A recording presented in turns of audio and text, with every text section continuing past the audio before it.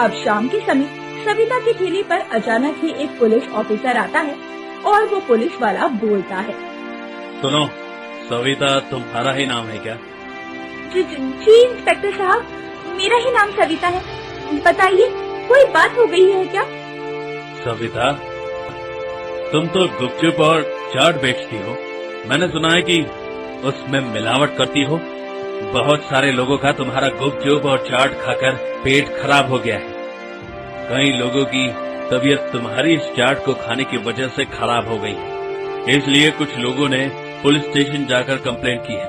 अब तुम्हें हमारे साथ पुलिस स्टेशन चलना होगा, वो भी अभी इसी वक्त। लेकिन इंस्पेक्टर साहब, मैं तो बहुत दिनों से बल्कि महीनों से ये गुपचुप और चाट बेचती हूँ। कभी कोई भी शिकायत नहीं आई। अगर ऐसा होता तो कोई तो ग्राहक आकर मुझसे इस बारे में शिकायत करता।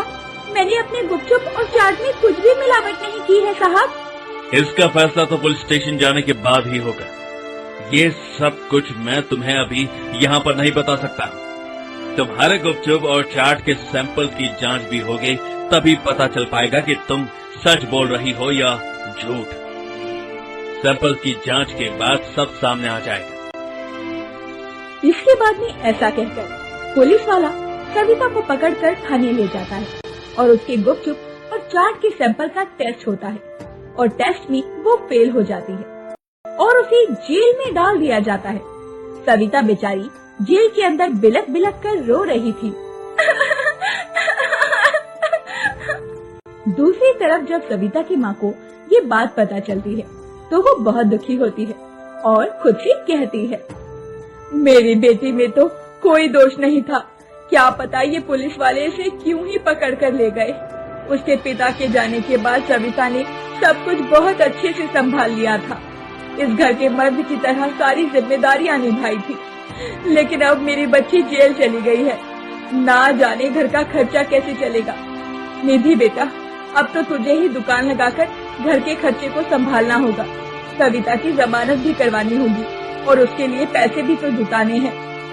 ये क्या कह रही हो माँ? मैं ठेला लगाऊंगी? मुझे तो धूप में काम करने की आदत नहीं है, तो मैं ये काम कैसे कर सकती हूँ? और फिर? क्या बेटा, क्या फिर? तू तो जानती है कि सविता अब जेल चली गई है और मेरी भी तबीयत बिल्कुल भी ठीक नहीं रहती है। इसीलिए मैं तो ठेले पर खड़ी नहीं हो सकती ना। अब तो तुझे ही ये सब कुछ संभालना है। घर में तो राशन भी खत्म हो गया है। भला हम लोग भूखे प्यासे कब तक इस तरह अपना गुजारा कर पाएंगे। अब तुझे ही ठेला चलाना होगा। अब उसके बाद निधि के पास कोई जवाब नहीं था। निधि अगले दिन धूप में गुपचुप और चाट का ठेला लगाती है। धीरे धीरे दोपहर के पहर के साथ धूप बढ़ती जा रही थी। निधि को बहुत तेज गर्मी लग रही थी। वो बार बार पानी पीकर अपनी प्यास बुझा रही थी। आखिर में निधि को चक्कर आ जाता है और वो गिर पड़ती है। बड़ी मुश्किल से निधि खुद ही लड़खड़ाते हुए अपनी आँख को संभालती है और छाव में जाकर बैठ जाती है। जिसके बाद वो अपने मन में सोचती है, हे भगवान, ये मुझे क्या हो गया? मैंने सिर्फ एक दिन ये ठेला लगाया और मेरी इतनी तबीयत खराब लग रही है कि मुझसे ये काम ही नहीं किया जा रहा। और मेरी बेचारी छोटी बहन हर दिन ठेला लगाकर हम लोगों का खर्चा उठाती थी। यहाँ तक कि उसने बड़ी बहन की शादी भी करवा दी। मैंने ही बहुत बड़ी गलती की। मैं अभी पुलिस स्टेशन जाऊंगी और पुलिस वालों को सारा सच बता दूंगी। मेरी गलती की सजा मेरी भोली भाली बहन नहीं भुगतेगी। उसने हम लोगों के लिए बहुत कुछ किया है और मैंने थोड़े से गुस्से के चलते उसके साथ कितना बुरा कर दिया। इसके बाद निधि पुलिस स्टेशन में जाती है और सारी बातें पुलिस वालों को सच सच बता देती है।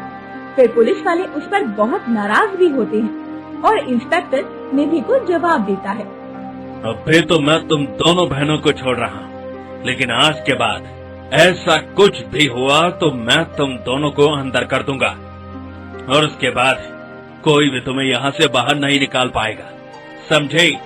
अब जाओ यहाँ से और मेरे कानों तक तुम्हारी कोई भी शिकायत नहीं आनी चाहिए। इस बात का खास ख्याल रखना। चलो जाओ।